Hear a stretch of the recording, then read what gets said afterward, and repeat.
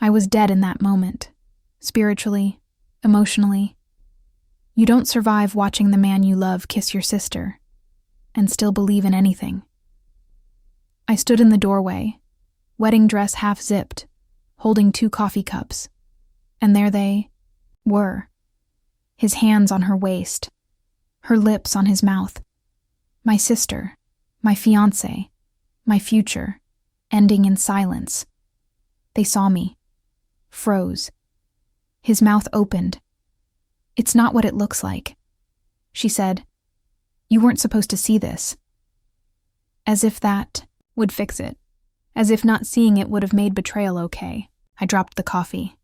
It shattered on the floor. He ran after me. She stood, guilty but unbothered. "You were always too serious," she whispered. "He needs someone fun." That was the day I died. And the day I was reborn. Because a moment later I blinked, and I was no longer standing there. I was months earlier.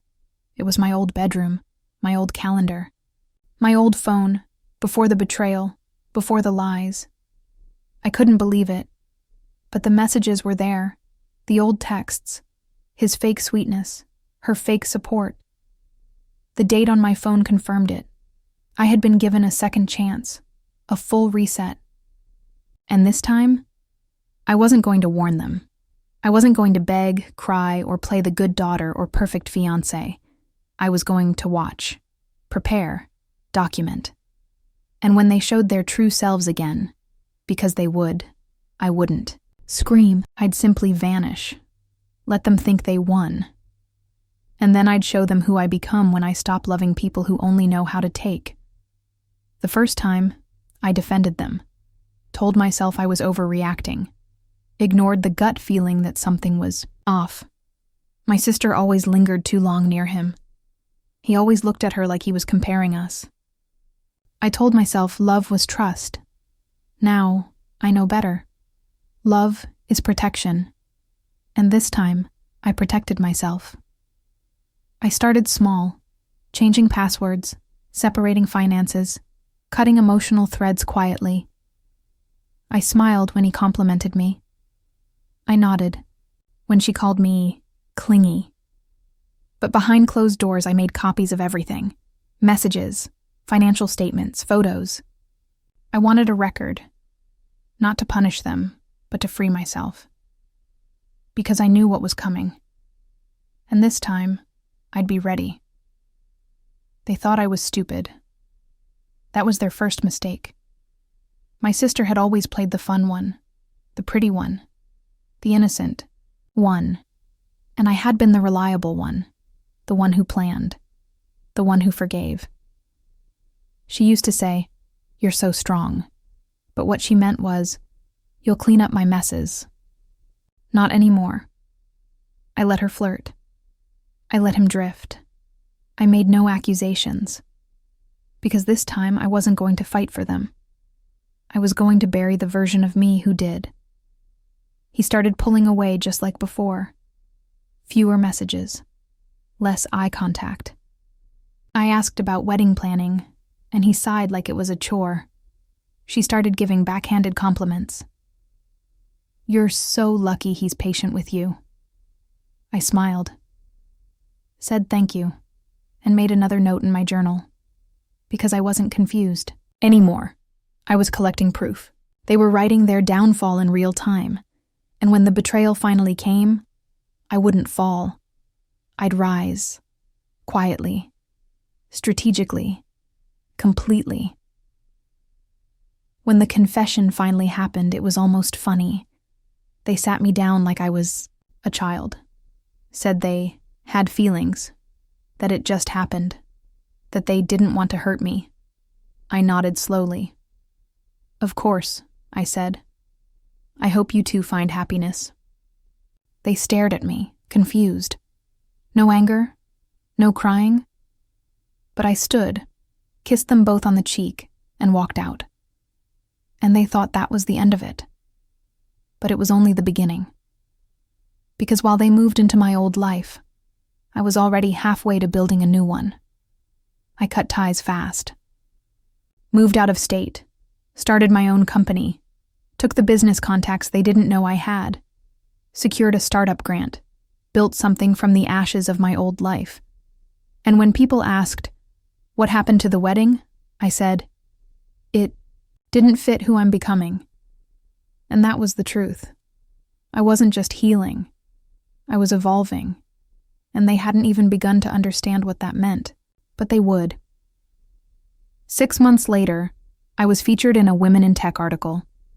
The headline, "She disappeared after a broken engagement. Now she's running the company her ex laughed at." I didn't call them. I didn't need to.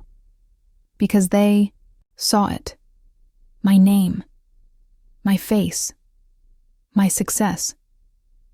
And they weren't just shocked. They were terrified. Because they knew what they had tried to break had turned into someone they couldn't reach anymore. He sent a message. "Can we talk?" She left. A voicemail. "I didn't mean to hurt you." I never responded. Because they weren't talking to the woman they betrayed. She was gone. The one they were reaching for. She had let go of both of them and built a world where they no longer existed. And that world was more beautiful than anything they could have imagined.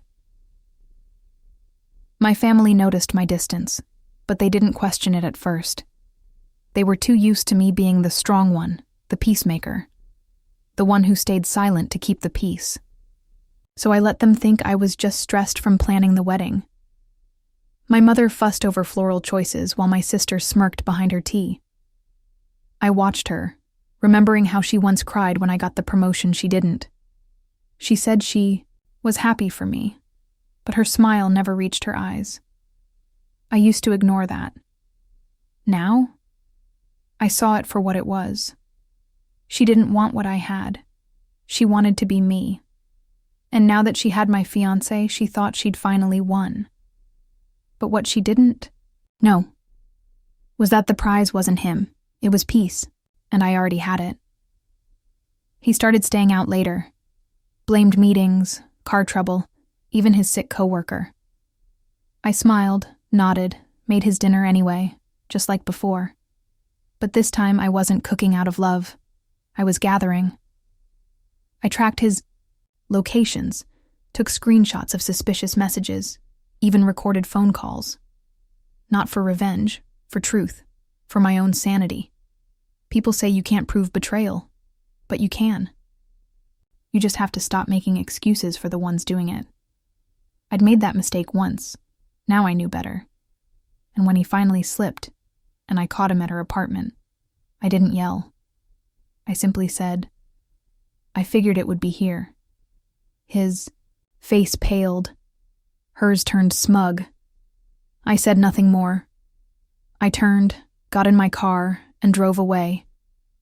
Not out of weakness, but because I had better places to be. They waited for the explosion, the dramatic scene, the crying phone calls, but none came. Instead, I sent a brief text. "You're both free. Congratulations." I blocked their numbers, told my mother I'd canceled the wedding. When she demanded an explanation, I simply said, "They know why." She didn't ask again. And as the silence settled in, so did my power. I wasn't chasing loyalty anymore. I was building distance like armor. And for the first time in my life, I didn't feel broken. I felt untouchable. In the weeks that followed, they tried to spin their story. She told friends I had checked out of the relationship. He claimed we'd drifted. I didn't respond. Not once. I knew the truth, and so did they. And when you stop defending yourself to liars, their lies collapse under their own weight. I posted nothing, said nothing, and still, I won, because my silence wasn't surrender. It was a strategy, and they mistook it for weakness. That was their final mistake. Behind the scenes, I'd been building something. A quiet project I'd started years ago and buried in heartbreak. A wellness platform for women recovering from emotional betrayal. I brought it back to life, gave it a new name, a new logo, a new mission. This time, I poured every piece of my healing into it. And something wild happened. It took off. Women found it, shared it, funded it, because they knew the pain I had lived through. And my silence had become a signal. You're not alone, and you're not done. I gave my first podcast interview anonymously. I didn't name names. I didn't need to. I simply shared the arc. I loved blindly, was betrayed loudly, and healed privately. The ones who broke me watched me rebuild without asking for a single brick back. The host cried. So did half. The audience. The clip went viral. Thousands of comments. Women saying, "This is my story too." And suddenly I realized my pain wasn't just mine. It was a mirror. One I had finally turned outward to light the way for someone else. Then came the calls. "We miss you. We didn't know. Can we talk?" I ignored them all. Because you don't ask the fire you started to come back and warm you. You sit in the cold you created, and they were freezing. My sister's new romance? Cracked. My ex-fiancé's business? Stalled. My father, who once said I should just forgive her, now asked if I would come to family dinner. I replied, "I've forgiven her, but that doesn't mean I'll ever sit across from her again." They called me cruel, said I was holding a grudge. But they never said that when I was the one crying myself to sleep. When I was the one silenced, exiled, discarded. Funny how they only ask for grace once the consequences come. But I wasn't punishing them. I was protecting myself. I wasn't bitter. I was clear. And that clarity tasted sweeter than any apology I'd never get. I stopped explaining myself. To them.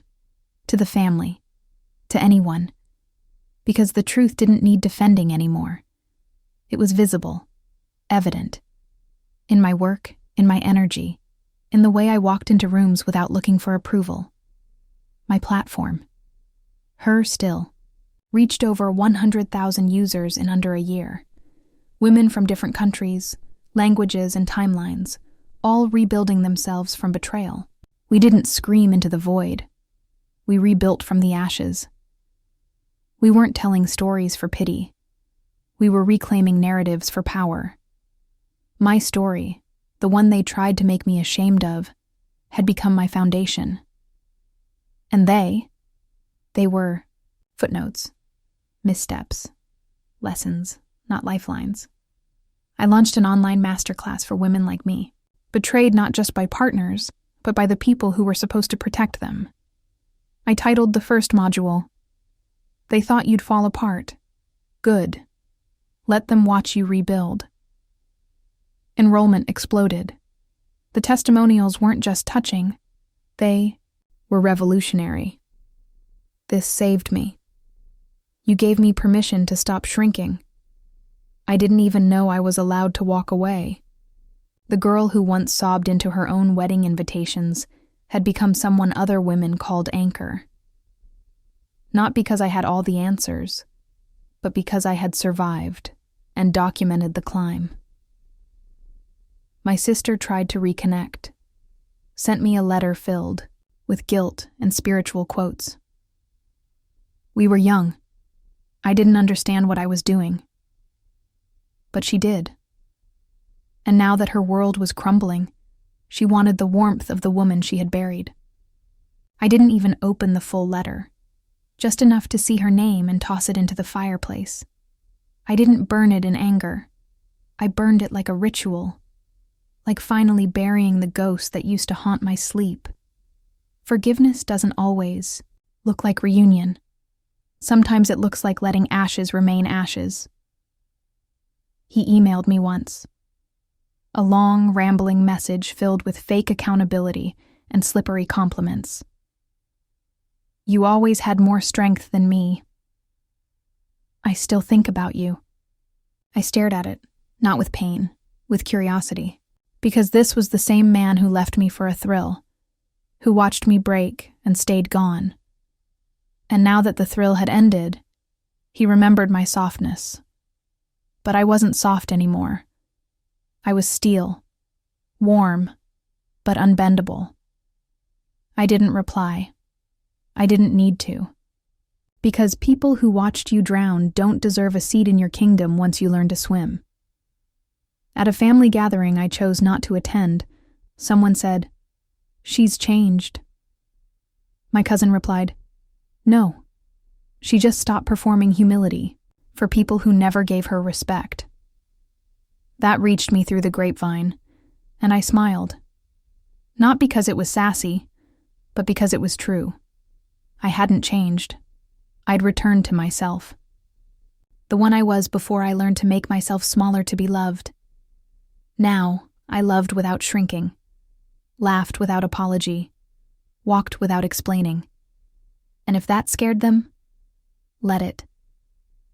Because the only thing more dangerous than a woman scorned is a woman who no longer needs you. I was invited to speak at a conference titled Resilience: Women Rewriting the Narrative. I stood on stage, took a breath, and opened with, "Someone once told me I should forgive and forget." I did. I forgave myself for ever thinking I had to stay loyal to people who made me bleed. And I forgot their names the moment I started living a life they'll never be invited to see. The room didn't erupt. It inhaled, slowly, powerfully, and I knew this story was no longer about the betrayal. It was about the rebirth. The more I soared, the quieter they got. That's how you know someone was never truly proud of you, when your success silences them instead of making them clap. My mother tried to play neutral, as if none of it had ever happened. She said things like, "I'm glad you're doing well, sweetheart, but don't you think it's time to let the past go?" I looked her in the eye and said, "I did. That's why I don't sit at the same tables anymore." She blinked, offended. But I didn't say it to be cruel. I said it because healing requires boundaries, not performative forgiveness. And if they couldn't accept the version of me that no longer swallowed her tongue, then they were welcome to remember the one who did, and wonder why she never came back. Meanwhile, Her still was featured in a major magazine. The headline, "Built from Betrayal: How One Woman Turned Her Collapse into a Movement." I read it once, then closed the page. Not because I didn't care, but because I no longer needed validation from headlines. I had become my own proof. Every message from a woman saying, "You saved me," was more valuable than any article. Every woman who said, "I walked away today," was a louder ovation than any standing crowd. I didn't need the world to know who I was. I needed her, too. The woman I used to be. The one who once whispered in the dark, "I don't know how to go on." This was how my sister's relationship with my ex began to crumble, just like I knew it would. Because a connection built on betrayal never holds. Cracks formed, trust failed. They tried therapy, tried to pretend they were still the golden couple. But even gold-plated lies tarnish under pressure. She posted old photos. He posted song lyrics about regret. I didn't engage. I didn't watch closely. I only saw it because others sent it. Did you see what she posted? No. And I didn't care. I had left their world, and in their desperate attempt to recreate what they stole, they realized something brutal. I was never the one they broke. I was the glue they underestimated. At a charity gala, I was introduced to a successful architect who had seen my interview months ago. "I just wanted to thank you," he said. "You helped my sister walk out of a marriage she thought would kill her." I smiled. We had dinner the next week, not because I was trying to prove I'd moved on, but because I had nothing left to prove. He didn't ask about my past. He asked about my plans. And for the first time, someone looked at me like I wasn't a survivor or a lesson, but a legacy in motion. That's when I knew I was ready. Not for love, for peaceful love. They say time heals, but it doesn't.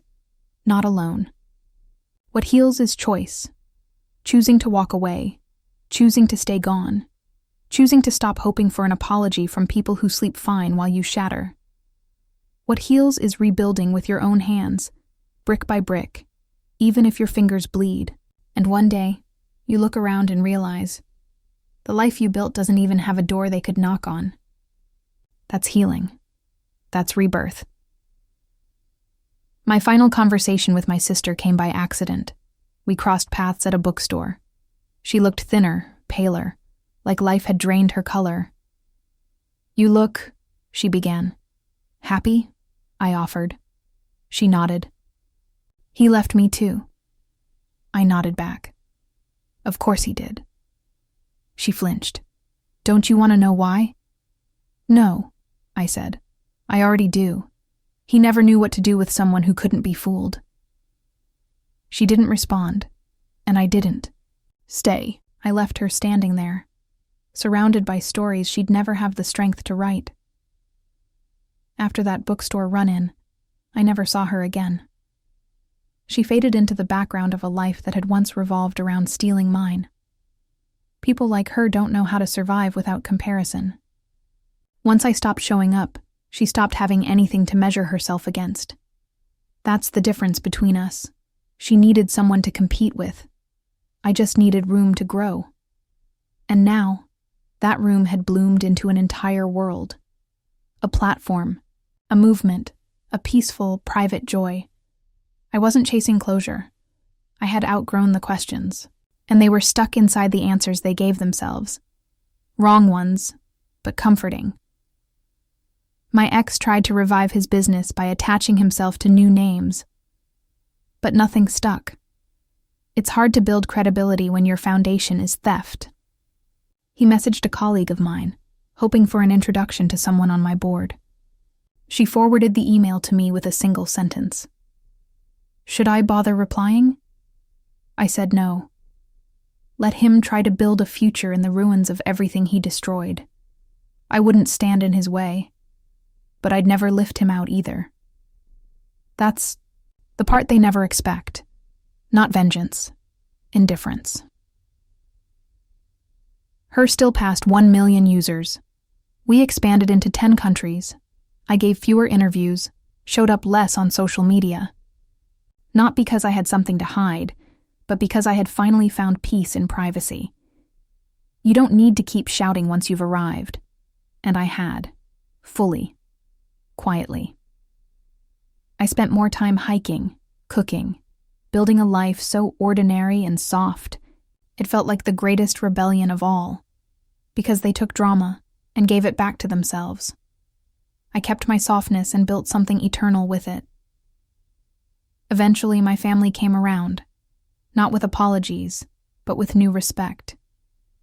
My father sat me down and said, "You were right to walk away." I didn't say thank you, I just nodded. Some wounds close without fanfare. Some forgiveness isn't spoken. It's demonstrated in who you choose not to be. I never weaponized their silence. I just replaced it with my own. But mine wasn't empty.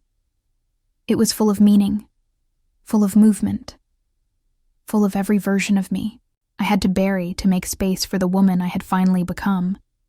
I founded a scholarship in my sister's name, not to honor her, but to rewrite the story. For girls whose families made them feel small. For girls who were told they were too much, too intense, too serious. I wanted them to know, your sharpness is not a flaw. It's a flame. Use it. Don't dim it to be loved. Let it light the road. Ahead. I never told anyone why I chose her name. But when the press asked, I said, because even betrayal can become the seed for something beautiful, if you plant it right. At a summit in Berlin, I spoke on reinvention. My closing words were simple. You don't need revenge, you need rebirth. And that means walking away so far they have to look up just to see you again. Years passed. The story faded. Their names became footnotes in a book no one referenced anymore. And yet, mine kept circulating, not as a scandal, but as a case study in quiet power. I was no longer asked, "How did you survive it?" People asked, "How did you turn it into gold?" The answer was never revenge. It was redirection. I stopped looking at what I lost and focused on what I could create. And in doing so, I built a life so rich in purpose. Even the parts of me that once wept now smiled at the reflection in the mirror. I married a few years later. No spotlight. No public statement. Just vows exchanged at sunrise, barefoot on a beach, with a man who never asked me to earn his love or compete for his attention. He never made me prove I was enough. He just saw that I already was. And every day since, we've lived a life rooted in peace, not performance. People say, "He healed you," but they're wrong. I healed myself. He just arrived when I finally stopped bleeding. On the 10-year anniversary of the day they betrayed me, I visited the park where it all began. I sat on the same bench where I once cried until my body shook. But this time, I brought a book and a thermos of tea.